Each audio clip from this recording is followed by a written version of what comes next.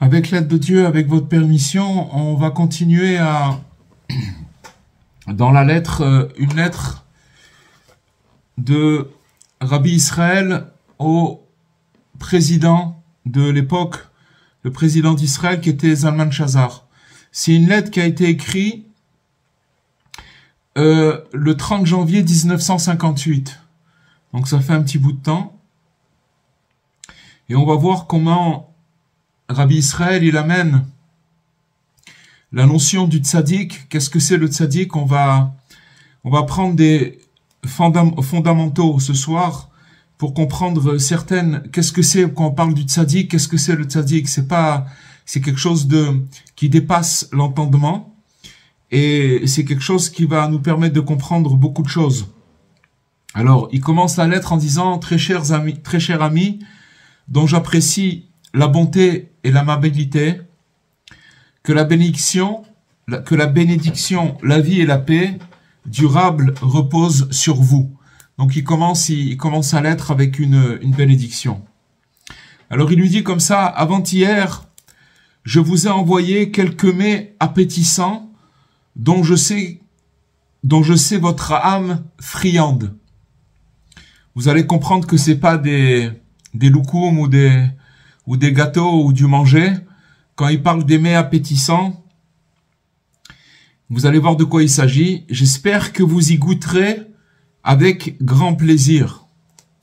Et je continue aujourd'hui en vous adressant par la présente lettre un cadeau de choix venu tout droit de l'entrepôt de fines marchandises appartenant à notre maître, prunelle de nos yeux, fleuve jaillissant, source de sagesse, Rabbi Nachman de Breslev. Donc, vous avez bien compris que quand Rabbi Israël il parle de mets appétissants et de choses très bonnes, c'est bien sûr des enseignements. Il va nous dévoiler ici ce soir, bien sûr tout à travers les enseignements de Rabbi Nachman, mais il va nous dévoiler quelque chose de très très important, très fondamental. Alors il nous dit que l'avènement du Mashiach, du Messie, signifie avant tout, qu'est-ce que ça signifie avant tout? C'est en fait le dévoilement de la vérité dans le monde. Qu'est-ce qu'il va faire Mashiach? Il va amener la vérité dans le monde. On ne sait pas c'est quoi la vérité aujourd'hui. Elle est complètement bafouée et c'est très très dur de la trouver. Et c'est la condition essentielle pour que l'on puisse proclamer le règne de la délivrance tant attendu. Ça veut dire que la délivrance, elle va arriver avec la vérité. C'est-à-dire que le Messie va amener une vérité sur terre. Entre parenthèses, il faut savoir que, comme je répète une parole que j'ai déjà dit, que Rabbi Nachman, il a dit, quelle est la différence entre moi et le Mashiach? C'est que les enseignements que j'amène, c'est des enseignements du Mashiach, mais que moi, on m'écoute pas, mais le Mashiach, on va l'écouter. D'accord? Donc, il faut savoir que déjà, avant que le Mashiach, il arrive, Dieu, il a amené l'âme du tzaddik, l'âme de Rabbi Nachman, qui nous permet de goûter un avant-goût aux enseignements de Mashiach. Et celui qui a un peu de sagesse et un peu de réflexion et un peu d'intelligence, alors il va s'attacher à ces enseignements parce qu'avec ça, il va pouvoir se libérer de toutes les carcans, de toutes les choses dans lesquelles il peut être emprisonné et se rapprocher de la vérité. Et donc, il nous dit que, hélas, pour l'instant, la vérité, elle se trouve confrontée à un pesant exil. C'est-à-dire que la vérité, pour l'instant, elle est complètement éloignée de nous. On ne sait pas, on cherche et on vit dans un monde où si vous voulez, ce qui est mis en avant, c'est une soi-disant vérité qui trompe la vérité. En vérité, ça veut dire que elle cache la vérité. Et à tous les niveaux que ce soit, à tous les niveaux, ça veut dire au niveau le plus bas et le plus primaire, et même dans les niveaux aussi qui sont raffinés, même si on monte en niveau et qu'on arrive même dans l'enseignement de la Torah, etc. Là-bas aussi, il y a aussi du mensonge qui s'incruste à l'intérieur et qui cache cette vraie vérité. Donc, si vous voulez, pour l'instant, cette vérité, elle est complètement bafouée et elle est en exil, au point que chacun, il va affirmer, à qui veut l'entendre, bien entendu, qu'il est le seul à détenir cette vérité. Si maintenant vous allez commencer à entendre à droite et à gauche, au niveau le plus primaire, au niveau le plus bas, au niveau des bassesses, alors chacun il va affirmer qu'il a la vérité, d'accord? Et même si vous allez monter un peu plus haut et que vous allez raffiner les choses, et comme j'ai dit tout à l'heure dans la Torah ou ou dans la spiritualité, alors chacun il va pouvoir aussi peut-être affirmer qu'il détient la vérité, que c'est lui qui la détient, cette vérité. Et donc vérité et mensonge, ils vont s'apparenter respectivement à des notions de roi et d'esclave. C'est-à-dire que la vérité, elle est apparentée à la notion de royauté, de roi, et le mensonge, c'est l'esclavage. Et pourtant, le mensonge réussit à prendre le dessus et à provoquer la permutation entre le fils du roi et celui de l'esclave. Vous vous rappelez qu'on avait parlé une fois à un cours, les chambres de permutation, c'est-à-dire que ça nous réfère au conte numéro 11 du Sipurei Maasiot de Rabbi Nachman, qui parle des fils qui ont été échangés, le fils de la reine et le fils de la servante qui ont été échangés. Donc, vous vous rappelez de l'histoire, il y avait une reine qui arrivait au point d'accoucher, et sa servante qui habitait dans le château, elle a aussi accouché le même jour. Et la sage-femme, elle a permuté, elle a pris le fils de la reine, et elle l'a mis chez la servante, elle a pris le fils de la servante, et elle l'a mis chez la reine. Et elle a dit, je vais laisser faire les choses, je vais les laisser grandir, et on va voir qu'est-ce qui va se passer. D'accord? Elle a dévoilé le secret à personne. Après, quand les enfants ont grandi, c'est-à-dire que le fils de la servante, il a grandi chez la reine, et que le fils de la reine, il a grandi chez la servante, alors elle a commencé à dire, bon, maintenant ils ont grandi, je vais commencer, elle a dit son secret à une copine, d'accord, à une amie.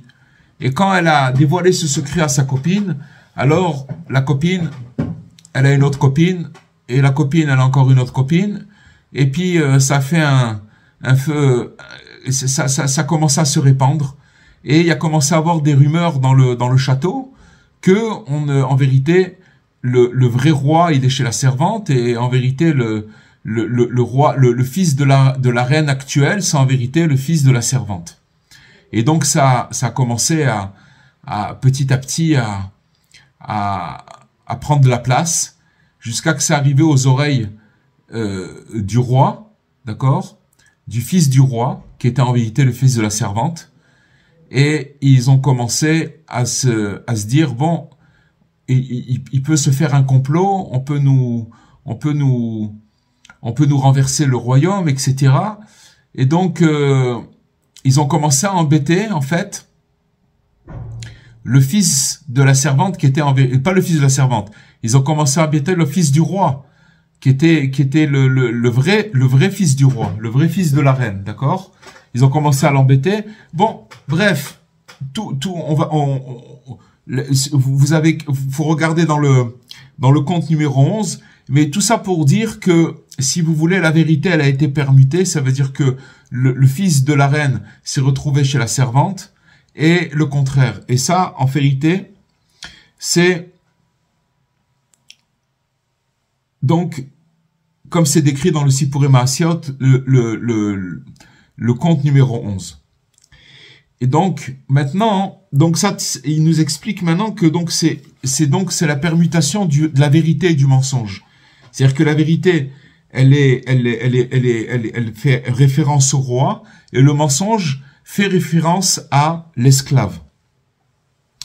Et donc, le principal, en fait, il nous dit que dans l'abolition de la fausseté, ça veut dire que d'enlever le mensonge et la fausseté de ce monde, et que d'arriver à la vérité et de faire preuve, et donc d'arriver à la vérité. Comment on fait pour enlever ce mensonge et d'arriver à la vérité?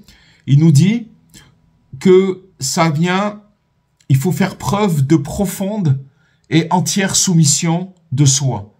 On parle de chacun de nous, de nous-mêmes, d'accord, de soi-même. Il faut avoir une grande soumission, et il faut se considérer vraiment comme de la poussière foulée aux pieds, en s'attribuant les mots du verset. Il y a un verset qui dit que ma personne soit équivalente à la poussière de l'immensité, dès qu'on cherche à estimer ma valeur face au reste de l'humanité. C'est-à-dire que quand maintenant, on va essayer de chercher ma valeur face à l'humanité, alors je dois me considérer comme la poussière de la terre. On parle bien entendu d'humilité. D'humilité. Et donc, il nous dit que comment on peut arriver à cette vérité? Cette vérité, on peut y arriver que en se soumettant, en ayant une soumission complète, une abnégation complète de soi, et que en se considérant comme de la poussière foulée aux pieds. On voit que tous les tzadikim, on voit Moshe Rabbeinu, Moïse, Abraham, les patriarches, tous les très grands, à David Ameller, le roi David, c'était des êtres, si vous voulez, qui se considéraient comme de la poussière. Et vous allez voir qu'est-ce qui va sortir de ça. Parce que finalement, on est heurté par des paroles, chacun de nous, d'entendre qu'on doit se considérer comme de la poussière. Pourquoi on est heurté? Qu'est-ce qui nous heurte? C'est notre ego. Parce qu'on existe. On croit qu'on existe. Et cet ego-là, il gâche tout. C'est lui qui fait tous les problèmes qu'on a dans notre vie, c'est à cause de notre ego. Alors, il nous dit qu'en effet, tout ne provient-il pas de la terre? Alors maintenant, il amène une nouvelle notion où il va parler de la terre. La terre, d'accord? Il nous dit, est-ce qu'il existe un objet, une créature, qui ne soit pas soumis à l'attraction terrestre? Il parle tout simplement de l'attraction, ce qui s'appelle en hébreu koach hamosher. C'est-à-dire que quand vous prenez un objet et que vous le lancez en l'air, il va toujours revenir vers la terre.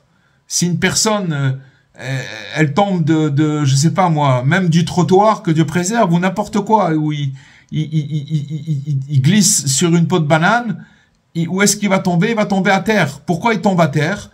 Parce que la terre, elle a un pouvoir d'attraction, et elle attire tout à elle. D'accord? Donc la terre, elle a un pouvoir d'attraction. Et maintenant, si une chose, elle est éloignée de la terre, ce n'est que sous l'effet d'une force répulsive. C'est-à-dire que maintenant, il y a koach hamosher, ça veut dire la force d'attraction, ce qu'on appelle la force d'attraction, et koach hamachiach, c'est la force de répulsion, ça veut dire, c'est le contraire de l'attraction. C'est quelque chose qui détache l'objet, ça veut dire qui éloigne l'objet de la terre. Donc maintenant, si une chose elle est éloignée de la terre, c'est que seulement sous l'effet d'une force de répulsive, c'est-à-dire d'une force qui va s'interposer entre la chose et la terre. Donc il y a la terre, il y a l'objet et il y a la force qui repousse l'objet. Je vais vous donner un exemple très simple. Imaginez-vous maintenant que vous allez prendre une pierre et que cette pierre, vous allez la jeter de toutes vos forces en l'air, vers le ciel. D'accord? Qu'est-ce qui va se passer? La pierre, elle va monter, selon la force que vous avez eue pour la jeter. D'accord? Elle va monter 10 mètres, 20 mètres, je sais pas. Et qu'est-ce qui va se passer après? Quand cette force de répulsion, elle va se terminer, alors il y a la force d'attraction qui va se mettre en jeu et qui va attirer la chose vers la terre. Voilà comment les choses se passent. Alors, maintenant, il nous dit que la distance entre la terre et toute chose est en fait fonction de l'intensité de la force de répulsion. C'est ce qu'on vient d'expliquer. C'est-à-dire que quand on va jeter l'objet, même si vous prenez un canon ou un missile que vous allez jeter en l'air, ce missile, il va partir dans le ciel avec une force de répulsion tellement grande qu'il va s'éloigner de la terre. Mais quand cette force de répulsion, elle va baisser, alors la chose, elle va finir par retomber sur terre. Alors, c'est ça qu'il dit, c'est que par la suite, lorsque cesse l'action de cette dernière, d'accord, la chose revient aussitôt sur terre. Et donc, en effet, notre planète possède une réelle force d'attraction, comme on le sait, et attire donc à elle toute matière. Toute chose, elle est attirée vers la Terre. D'ailleurs, sans cela, il serait impossible de se tenir sur la planète Terre. C'est-à-dire que le fait qu'il y ait une force d'attraction sur Terre, c'est ça qui nous permet d'avoir les pieds sur Terre. Pourquoi? Parce que, en vérité, il serait logique de tomber de la Terre. Pourquoi? Puisque la Terre, elle est ronde. C'est une sphère. D'accord? Tout le monde sait que la Terre, elle est... Bien que, il y avait dans l'Antiquité, on croyait le Zohar qui a plusieurs milliers d'années, Rabbi Shimon Bar Yochai, il a toujours dit que la Terre, elle était ronde. D'accord? Mais il y a eu des époques dans l'Antiquité où on a pensé que la Terre, elle était plate, on a toujours changé mais en vérité, elle est ronde, on l'a toujours su dans la tradition. Rabbi Shimon Bar Yochai, il nous l'a toujours dit. Et donc, normalement, le fait qu'elle est ronde, on devrait tomber de la Terre, on ne devrait pas tenir dessus. Mais comme il y a cette force, la Terre, elle possède une force d'attraction, alors tout ça devient très clair, c'est-à-dire qu'on comprend pourquoi on arrive à tenir sur Terre. Où c'est qu'on va en venir? On n'est pas en train de faire un cours de physique, d'accord? Mais vous allez voir où c'est que on va arriver. Maintenant, il nous explique qu'il existe un juste qui a atteint un niveau suprême. Et c'est quoi ce niveau? C'est d'être le fondement du monde. Tzadik Yesod Olam. D'accord? C'est le fondement du monde. Donc, ainsi, toute chose repose sur lui. Tout ce qu'il y a sur terre, tout ce qui se passe dans le monde, ça repose sur ce tzaddik qui est le fondement du monde. Et ce juste qui est unique au monde, il se distingue par ses extraordinaires qualités. Quelles sont ces qualités? C'est la modestie et l'humilité. Au point qu'il se considère comme de la poussière. Donc ce tzaddik, comme il se considère comme de la poussière, parce qu'il est modeste et il a de l'humilité, et de ce fait, il est doté d'une force d'attraction susceptible d'attirer tous les hommes à lui. Qu'est-ce qui fait qu'on est attiré par le tzaddik, par Rabbi Nachman? Qu'est-ce qui fait qu'on est attiré par lui? C'est parce que il est tellement annulé, il est tellement caché, qu'il se considère lui-même comme la poussière de la terre, qu'il a la force de nous attirer à lui. C'est quelque chose de fondamental ce qu'on apprend ce soir, de très très très fort. Et il faut savoir que, donc on a parlé, tout ça, je vous signale, c'est que celui qui veut regarder les références sur quoi Rabbi Israël il s'est basé, c'est toute la trame de la leçon numéro 70 dans le Likutei Moharan. Celui qui veut aller regarder, il a encore regardé la leçon 70 et il va trouver toutes ces notions-là. Seulement, elles sont décrites ici d'une façon où il écrit une lettre au président, au président Zalman Shazar, il y a plus de 60 ans, il y a 65 ans, et donc, donc comprendre qu'est-ce que c'est cette force d'attraction, qu'en vérité, que plus une personne, elle se considère comme la poussière de la terre, plus elle se considère comme rien, avec l'humilité véritable, alors elle a le pouvoir d'attirer vers lui des gens. C'est-à-dire qu'elle a un pouvoir d'attraction. Bien sûr, là, on parle du tzaddik véritable. Et donc, on s'attendrait, en fait, puisque lui, c'est l'homme le plus humble qui existe, d'accord, puisqu'il est arrivé à se considérer comme la poussière de la terre, on s'attendrait donc que l'humanité entière soit attirée par ce juste, puisqu'il est semblable à la poussière et il est doté d'une force extraordinaire d'attraction. D'accord? C'est logique. Normalement, tout le monde devrait être attiré par ce tzaddik. Mais, comme on a parlé au début, on a parlé de la force de répulsion. La force qui écarte, d'accord? Et elle existe, que cette force, n'oublions pas que cette force de répulsion, elle s'interpose aussitôt pour nous écarter du tzaddik. Il y a toutes sortes de forces qui nous séparent et qui nous amènent à nous éloigner de ce tzaddik. En d'autres termes,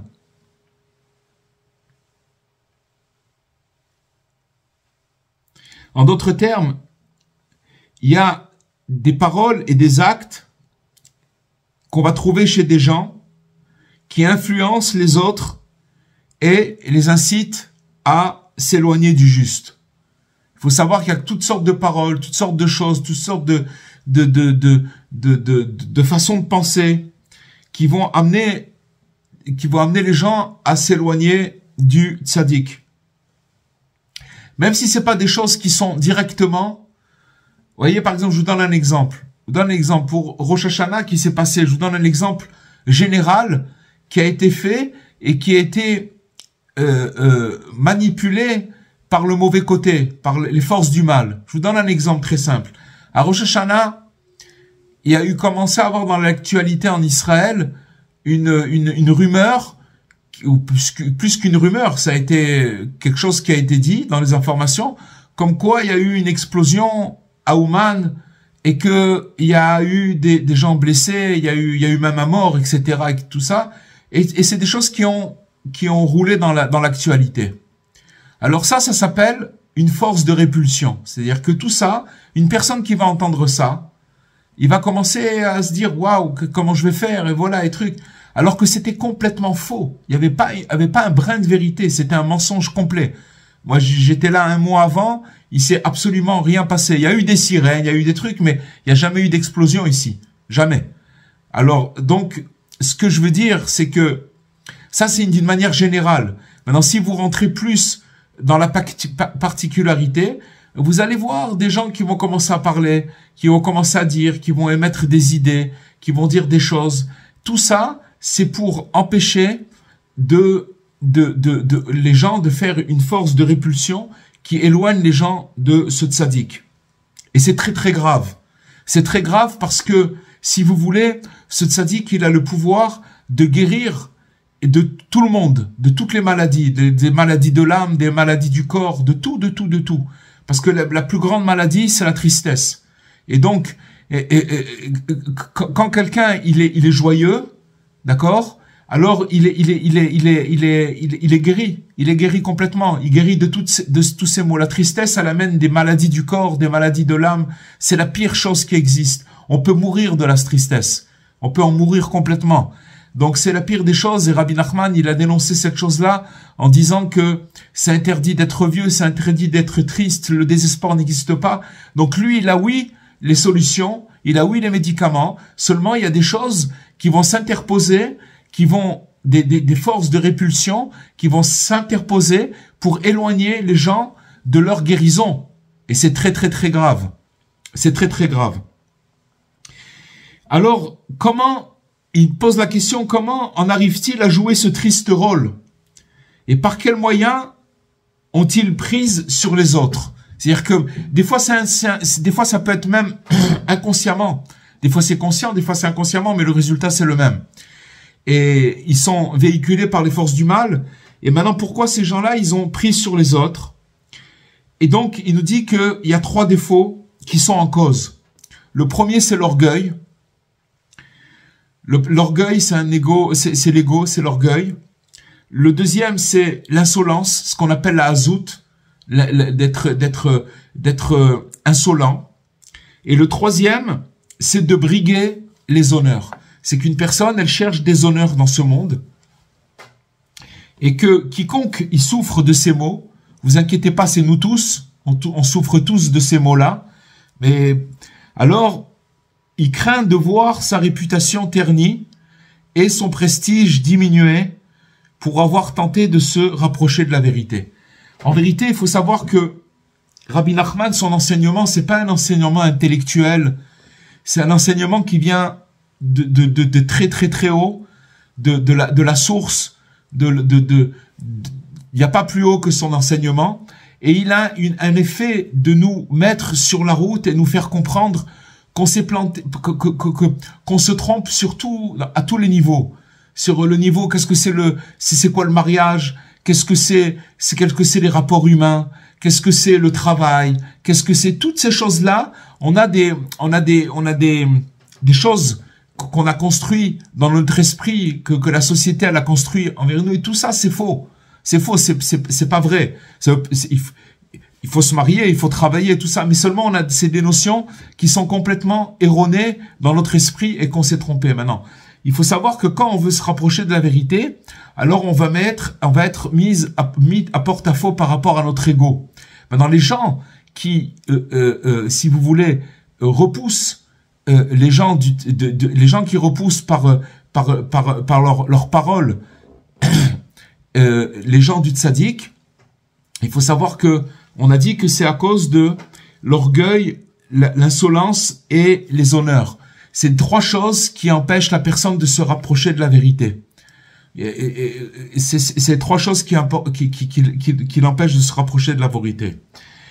Et donc, il nous dit que c'est pourquoi quiconque désire connaître la vérité suprême. On parle de la vérité suprême. C'est quoi la vérité suprême? La vérité suprême, c'est la vérité qui sera dévoilée à l'homme quand il quittera ce monde-là. Mais seulement, le problème, c'est que dans le monde futur, on peut pas la comprendre, cette vérité, si on l'a pas cherchée dans ce monde-là. Ce monde-là, c'est un monde où on va chercher la vérité parce qu'elle est cachée. Tout a été permuté.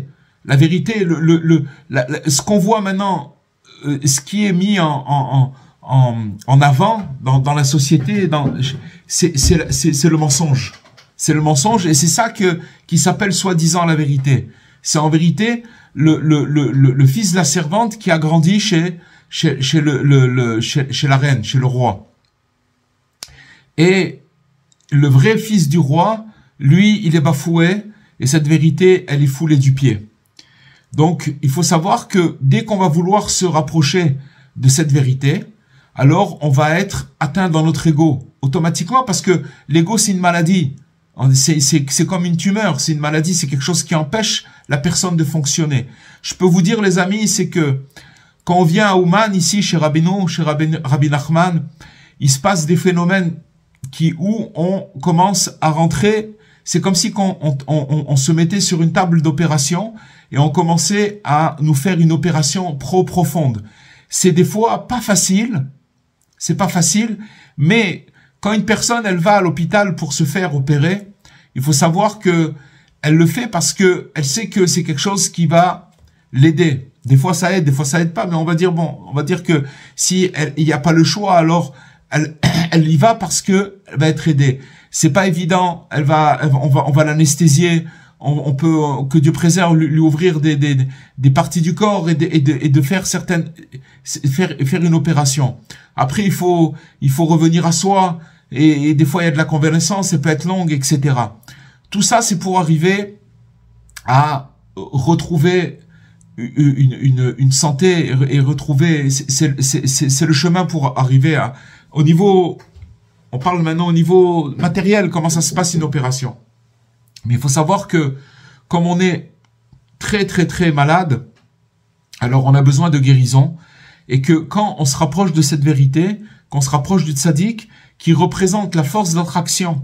Pourquoi il représente la force d'attraction? Parce qu'il a il se reconsidère comme de la poussière, et que lui, il a toutes les guérisons du monde. Toutes les guérisons, elles sont chez lui. C'est très simple. Maintenant, dès qu'on se trouve confronté, et on a des antennes, on a des antennes, parce qu'on sent qu'on va être touché dans notre ego, et ça fait mal. Ça fait mal. Tous les problèmes qu'on a sur Terre, ça vient que de l'ego. Ça vient de rien d'autre que de l'ego. Maintenant, de se débarrasser de son ego, c'est un travail d'une vie.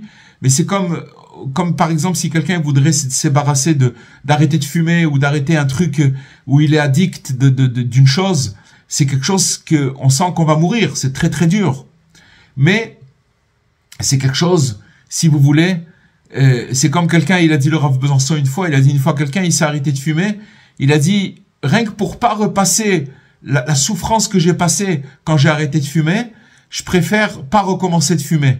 Parce que la souffrance que c'est d'arrêter de fumer, pour un fumeur, c'est quelque chose de terrible. Alors, l'ego, c'est la même chose. C'est quelque chose de toutes les façons que un jour ou l'autre, quand la personne, elle se retrouve dans la poussière, ça veut dire quand on dit dans la poussière, ça veut dire que il y a un jour où on retourne tous vers la terre, d'accord? Alors, il reste plus d'ego, c'est fini. Et notre travail sur terre, c'est de se débarrasser de cet ego qui nous fait du mal et qui nous gâche notre vie. Maintenant, le seul qui peut s'atteler à ce travail, c'est quand on se rapproche de la vérité. Maintenant, la vérité, celui qui la détient, c'est le juste authentique, puisque lui, il arrivait à une humilité et à une modestie suprême, où il se considère lui-même comme la poussière de la terre, et donc il a les facultés de cette terre, de la terre, de pouvoir attirer vers lui toutes les choses. Mais il y a des choses répulsives qui se mettent entre, et c'est les paroles de ces gens-là. C'est pourquoi quiconque désire connaître la vérité suprême doit totalement subordonner sa conscience face à celle du juste. Ça veut dire que dans la mesure où on va s'annuler devant le juste, qu'est-ce que ça veut dire s'annuler devant le juste? Ça veut dire commencer à, chacun là où il est, de commencer à faire les conseils du juste. C'est ça, s'annuler. Comme on a dit tout à l'heure, les conseils du juste, c'est les conseils du Mashiach. Seulement, celui, dans la mesure où il va s'annuler dans les conseils du juste, par exemple, Rabbi Nachman, Rabbeinu, il a parlé de s'isoler pour parler à Dieu. C'est quelque chose, pourquoi c'est dur à faire? Parce que ça touche notre ego. Ça touche notre ego. De se mettre dans une pièce et de prendre rendez-vous avec Hachem et de commencer à parler avec Hachem, c'est dur. C'est dur parce que c'est complètement antinomique avec notre ego, qu'est-ce que je fais maintenant, avec qui je parle, j'ai d'autres choses à faire, il y a des milliards de trucs qui viennent tout ça c'est la maladie, tout ça c'est le fait qu'on soit malade qui vient, toutes ces idées qui viennent dans notre esprit et qui nous empêchent parce que ça touche notre ego. Maintenant, dans la mesure où on se subordonne, on s'annule sa conscience face à celle du juste, du tzaddik, c'est quoi s'annuler? C'est de prendre conscience de son bas niveau, combien on est bas et combien on a un niveau bas, et impérativement graver dans sa mémoire, de savoir combien on est loin et bas, et de graver dans sa mémoire l'idée qu'il n'a pas connu que des succès dans son service divin. Ok? Quand quelqu'un on sert à Dieu, alors il y a des fois où ça va bien, on est content de nous, et puis il y a dans notre vie, mais aussi il y a également beaucoup de moments plus difficiles où on se casse la figure. Alors il nous dit que quand seulement après qu'il ait pleinement pris la mesure de son bas niveau, la vérité se dévoilera à lui. La vie, elle est faite que pour la vérité, pour chercher la vérité. De vivre une vie où on cherche pas la vérité, à quoi ça sert de vivre? À quoi ça sert? Ça veut dire qu'on se roule toute sa vie, à quoi ça sert? Chercher la vérité, ça veut dire que quand une personne, elle connaît, elle a conscience de son bas niveau, alors finalement, sa vérité, elle va se dévoiler à lui, sans aucun doute. Pourquoi? Parce que il va mettre en marche la force d'attraction qui va triompher à la fin et qui va retirer, qui va repousser la force qui est répulsive, celle qui l'empêche de se rapprocher du juste. Et il va se rapprocher rapidement du juste authentique. Alors, voyez, ce qu'on a étudié ce soir, les amis, on peut faire aussi un lien avec la paracha de cette semaine qu'on va lire Shabbat, où finalement, c'est que Yosef, il va se dévoiler à ses frères. Yosef, il faut savoir que c'est le tzaddik. D'accord? Yosef, pourquoi on a dit Yosef à tzaddik? Parce que Yosef, il a tenu dans une épreuve où pendant 22 ans, il était en Égypte. C'était un homme extrêmement beau, jeune, brillant, et il a tenu dans son épreuve avec la femme de Potiphar qui voulait s'unir à lui, et après des demandes, et il s'est retrouvé jeté en prison. Et avant ça, ses frères, qui étaient des justes très très grands, d'abord ils voulaient le tuer.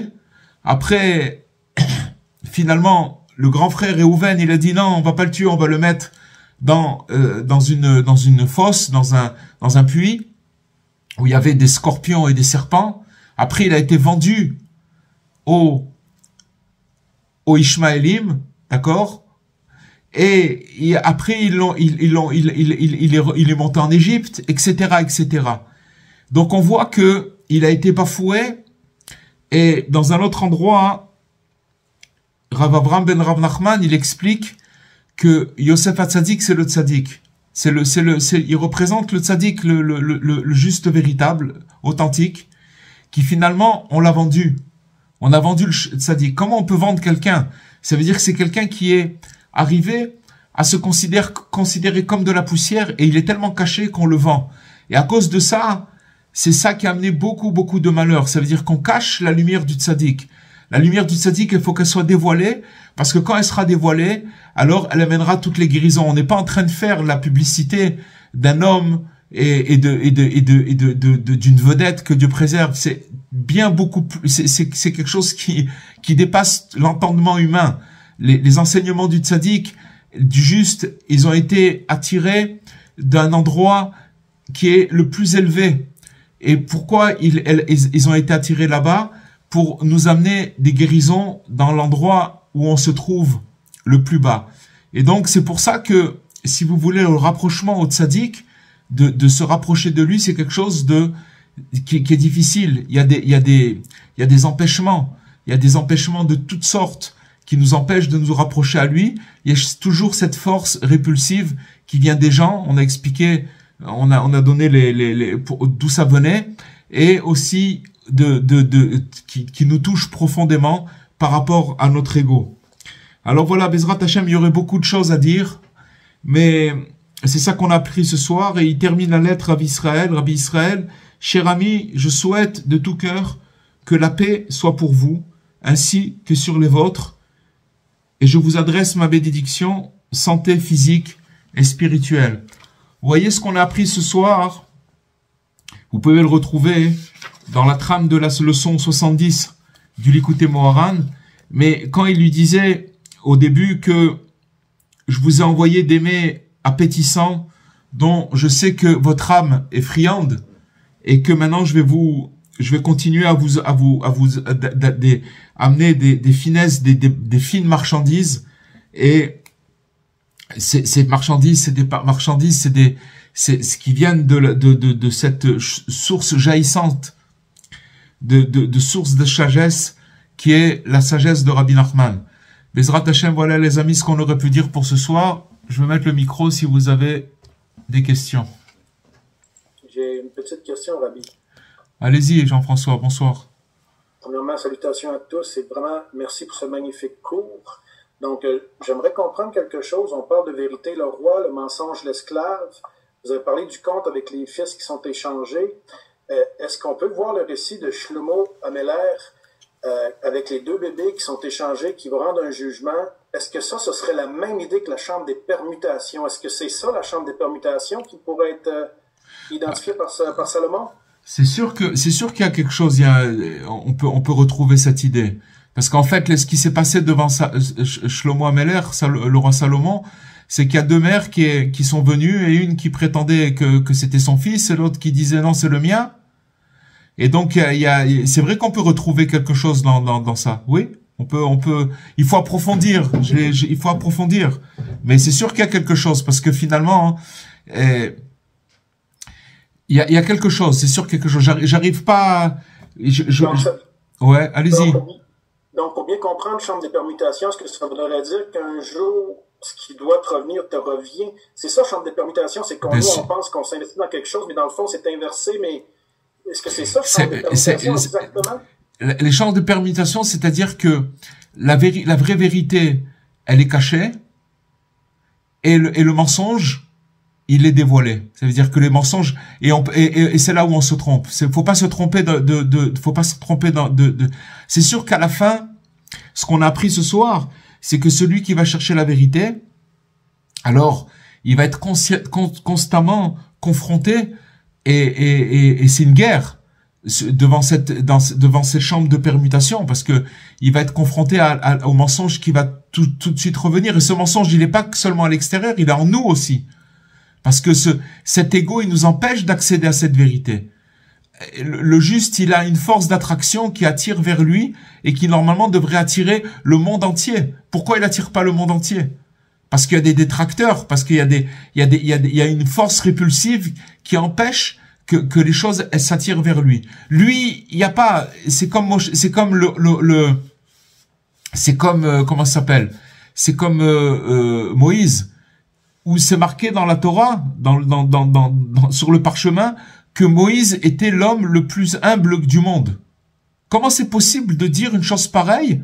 C'est lui qui a écrit la Torah. Il l'a reçue de Dieu, il l'a transmise.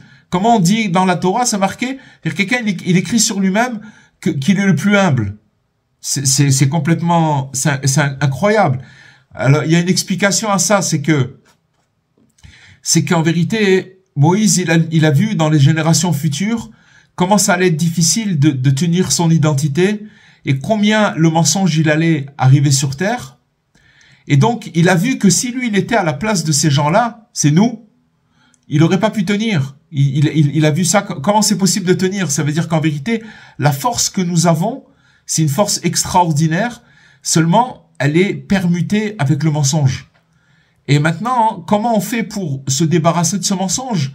Alors, c'est de savoir combien on est bas. Attention, il faut savoir qu'il y a un grand renforcement dans cette étude, dans la mesure où, parce qu'on a parlé de choses un peu dures, mais et quand on parle de renforcement, c'est-à-dire que, en vérité, c'est pour arriver à cette vérité.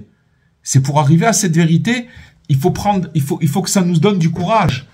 Ça nous donne du courage. Et oui, ce que je voulais dire, c'est que, comment? Il y a une grande truc.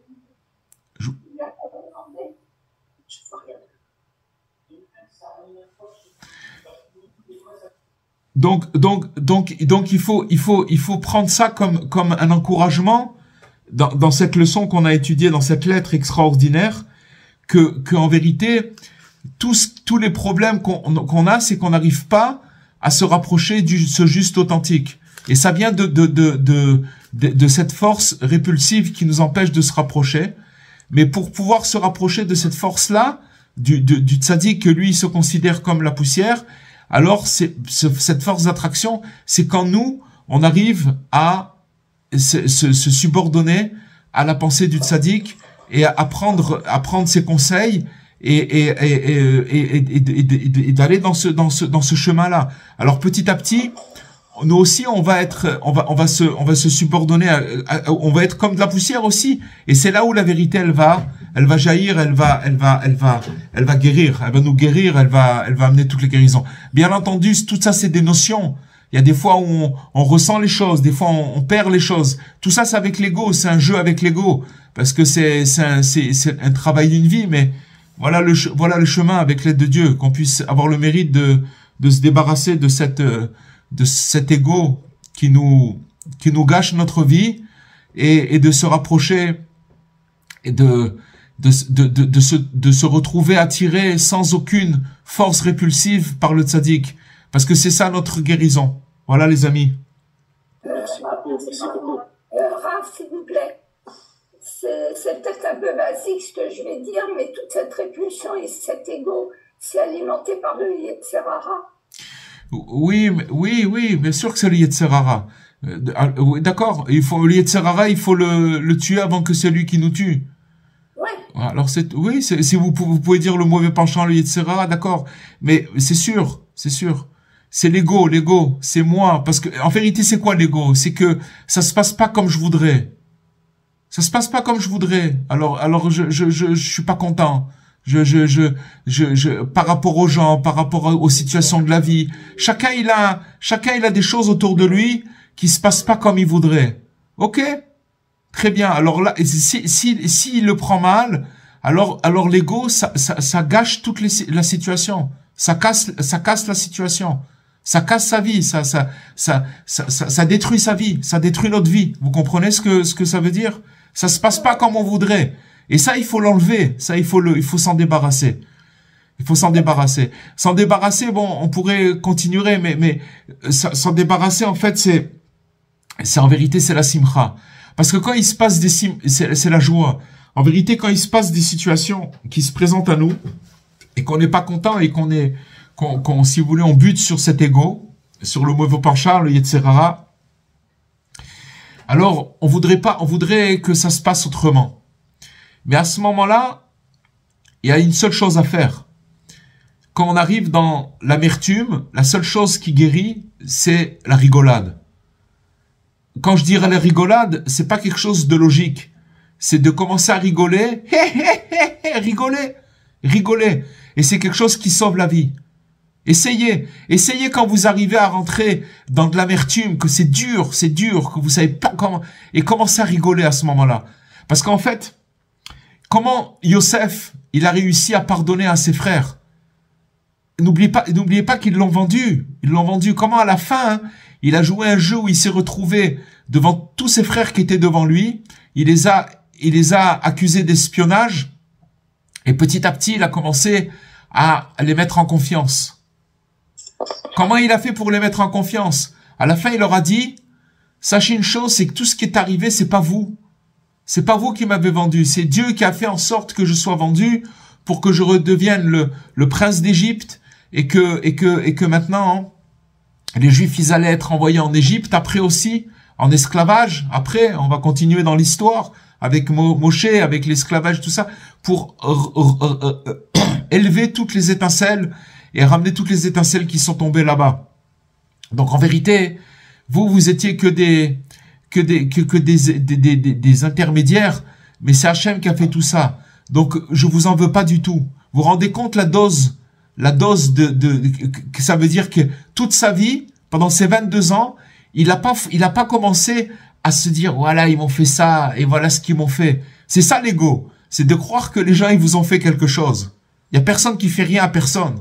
C'est Hachem qui fait ça. C'est Hachem qui fait ça. Maintenant, il a réussi à sublimer, et la preuve, c'est qu'à un moment, il a dit, je suis Yosef, je suis votre frère. Je suis votre frère. Jusqu'au dernier moment où il s'est dévoilé, il pensait qu'il allait avoir la guerre. Yehuda, il a dit, si ça marche pas, on va faire la guerre. C'était pas des rigolos, les frères de Yosef. C'était des gens qui, s'ils tapaient rien que avec leurs pieds par terre, ils faisaient un tremblement de terre. C'était des gens extrêmement forts, à tous les niveaux. À tous les niveaux. Chacun, il avait une vertu différente dans la force humaine. Quelque chose d'extraordinaire. Donc, on voit que il les a mis en confiance, mais pour les avoir mis en confiance, c'est parce que il avait plus d'ego, il avait pas d'ego, il avait pas, si vous voulez, alimenté son ego, où il avait gardé rancœur. Et donc, il a réussi à dire à ses frères et en vérité, le Baal Hatanya, il dit une chose extraordinaire. Il dit que quand, par exemple, on pense sur quelqu'un, on a de la rancœur, d'accord, et que ça commence à bouger en nous, et voilà, il y a truc, et il m'a fait ça, il a parlé comme ça, il a truc, et on rumine. Qu'est-ce qui se passe? Il faut pas laisser cette chose-là monter au niveau de l'intellect. Il faut arrêter. L'intellect, il doit prendre la chose, il dit stop, ça passe pas la porte. Il dit ça le Baal Hatanya, et c'est ça qui guérit. C'est comme ça qu'on a à guérir. Mais si on monte ça dans l'intellect, il commence à fomenter, il commence à fermenter ces idées-là, et donc il commence à alimenter encore au niveau des émotions. Et alors la personne, elle devient malade. Une personne, elle peut devenir folle, complètement folle, tomber dans la tristesse, et je vous dis la vérité, mourir, tout simplement mourir. À un moment, le cœur, il peut lâcher, et c'est terminé, il meurt, c'est tout. Alors voilà, il faut savoir que il faut arrêter, il faut apprendre de ça. Et maintenant, il y a que le tzaddik. Tzaddik, c'est Yosef. Tzaddik, c'est le fondement du monde. C'est Rabbi Nachman, c'est lui le dernier de la génération qui nous amène des réparations et des médicaments, et que si on arrive à être attiré par ce tzaddik, parce qu'il a cette force d'attraction, alors, bon, Hachem, nous tous, qu'on parle de Rabbi Nachman, c'est que chacun, là où il est, il a une force qui est attirée par cette force d'attraction. Mais il faut savoir qu'il faut se débarrasser de la force de répulsion qui représente l'ego, qui représente tout ça. Bezrat Hachem. Voilà, les amis. Je peux encore poser une question, excusez-moi. Bien sûr. C'est possible, Victor. Bonsoir. Rav, je vous cite une partie d'une lettre de Rav Odesser à Rav Salman Saza. Ouais. Celui qui est proche du sage et du juste véritable fait partie. Celui qui n'est pas proche, pardon, du sage et du juste véritable fait partie des ignorants. Le titre de élève érudit, c'est-à-dire Talmid Chacham, si je le comprends en hébreu, s'adresse essentiellement à celui qui est proche du sage et du juste véritable. C'est pour cette raison qu'il est appelé élève érudit. Il est l'élève du savant qui est le juste véritable. À l'inverse, le nom d'ignorant s'adresse à celui qui n'a pas servi le sage, car il n'est pas encore proche du sage, parce qu'il n'est pas proche du sage et du juste véritable. Il est vraiment un ignorant. Est-ce qu'on peut prendre ces mots à la lettre? Mais pas plus qu'à la lettre, à la virgule. Évidemment. Parce que je vais vous dire une chose. Si quelqu'un, il peut étudier tout ce qu'il veut étudier, s'il n'a pas eu l'esprit du tzaddik, toute son étude, il va commencer à faire la guerre en disant celui qui fait comme ça, c'est un rachat, il va commencer à rentrer, si vous voulez, dans le poison qu'il y a dans la Torah. Il y a un poison dans la Torah aussi. Celui qui n'a pas le mérite de capter ce qu'il y a dans la Torah, il tombe dans le poison. Et je veux pas trop parler, mais c'est sûr que maintenant, ce qui s'appelle un sage, un Talmid Chacham, comme vous dites, vous avez cité cette chose-là, c'est celui qui est attaché, qui a un attachement au sage. C'est clair et net. Après, quand il va étudier la Torah, alors ses yeux, ils vont s'éclairer. Il va comprendre ce qu'il y a dans la Torah. Il va comprendre. Mais s'il n'a pas les yeux du sage, du tzaddik authentique, tout ce qu'il va étudier, ça, il va le transformer. Il va commencer à faire des guerres. Il va commencer à faire des choses. Il va pas trouver la paix qu'il y a dans la Torah. Vous comprenez? C'est clair? C'est sûr qu'il faut les prendre. Je vais vous dire une chose. Il y a le Halim la Troufa, qui sont les lettres de Rabbi Nathan. Les lettres de Rabbi Nathan, on en a fait pas mal. C'est une source de renforcement extraordinaire où Rabbi Nathan, mais Rabbi Nathan, il pouvait pas parler à l'époque. C'était très dangereux. Il y avait une opposition fulgurante sur Rabbi Nathan. Il s'est retrouvé avec qu'il lui restait que 5 élèves. Il y a eu des choses terribles à l'époque de Rabbi Nathan. Quand Rabbi Nachman il a quitté ce monde, ils sont acharnés sur Rabbi Nathan et sur tous les élèves. Et ils se sont passés des choses très très dures, à tel point qu'il y a eu même un décret qu'il fallait le tuer, Rabbi Nathan. Et il y en a qui sont rentrés dans une maison de quelqu'un qui s'appelait Nathan. Ils ont tué tout le monde. Et ils ont laissé une petite fille de 1 an qu'ils ont pas trouvée, en croyant que c'était Rabbi Nathan. Ça rigolait pas. Ça ne rigolait pas du tout. Donc Rabbi Nathan, il pouvait pas dire tout ce qu'il devait dire. Mais Rabbi Israël, qui est plus contemporain, vous voyez que ces mots qui parlent sur le tzaddik, c'est absolu. C'est absolu. C'est absolu. C'est-à-dire que maintenant, il faut dire où elle est la guérison. On n'est pas en train de faire maintenant l'apologie de quelque chose. Il faut dire où elle est la guérison. Il faut d'abord connaître son état. Et celui qui cherche la guérison, alors il faut qu'il aille là où il y a la guérison, c'est tout. C'est ça qu'on a parlé ce soir. C'est parce que le tzaddik, il a une force d'attraction qui nous permet de guérir.